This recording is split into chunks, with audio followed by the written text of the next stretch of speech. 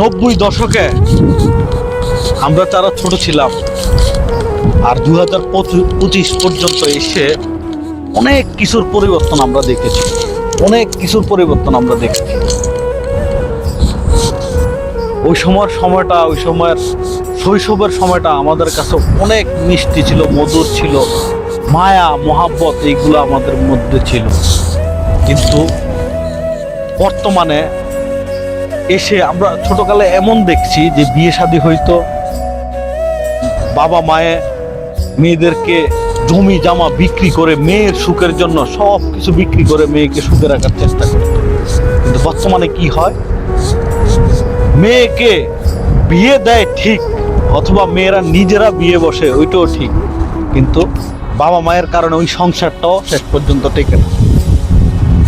মেয়েকে তালাক নিয়ে মেয়ের টাকায় বিল্ডিং করে, মেয়ের টাকায় জমি কিনে অবশিষ্ট যে টাকাগুলো থাকে তাদেরকে নারী উদ্যোক্তার নামে রাস্তায় নামিয়ে নিয়ে আসে। আমি সে সমস্ত বাবা মায়ের কথা বলি না যারা মেয়েদের জন্য ওই 90 দশকের চিন্তা ভাবনা মাথায় রেখে সুখে রাখার চেষ্টা করে, আমি ওই সমস্ত মা বাবার কথা বলি না। কিন্তু বর্তমানে এই সংখ্যাটা যেন অনেক বেশি হয়ে গেছে। মেয়েদের স্বামীর টাকা দিয়ে চলার জন্য মনে হয় যে এটা চলতেই হবে, এভাবেই চলার জন্য হাজার হাজার ফ্যামিলি, হাজার হাজার প্রবাসী, আমার মতো প্রবাসী, এরকম অনেক প্রবাসী আছে, তাদের টাকা দিয়ে চলার জন্য ওই শ্বশুর শাশুড়ি, ওই মেয়ের বাবা মা চেষ্টা করে। কিন্তু আগের সময় কি হইতো, নিজের সর্বোচ্চ বিক্রি করে হলো মেয়ের সুখের কথা চিন্তা করে সবকিছু বিক্রি করে নিজে নিঃস্ব হয়ে যেত। কিন্তু এখন মেয়েদের জামাইয়ের টাকা, মেয়ের টাকা দিয়ে চলার জন্য বাবা মায়ের চেষ্টা করে। এই জন্যই অহরহ তালাক, ডিভোর্সের ঘটনাগুলো ঘটে। আসলেই আমরা কি বর্তমানে মানুষের পর্যায়ে আছি? মানুষত্ব নাই।